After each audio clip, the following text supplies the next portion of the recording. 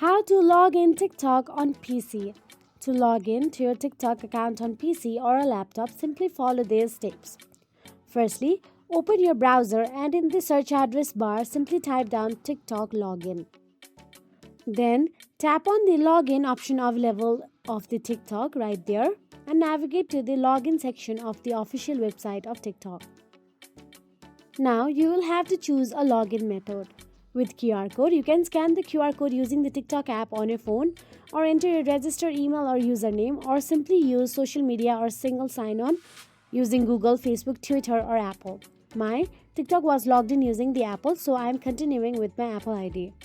Now enter the required credentials and follow any verification steps of your account. Now here I am typing down my Apple ID email address and continuing with the passkeys. Now, once my account is verified, it will be logged in using the browser. So that is it. If you found this video helpful, please like, share and subscribe, and thank you so much for watching.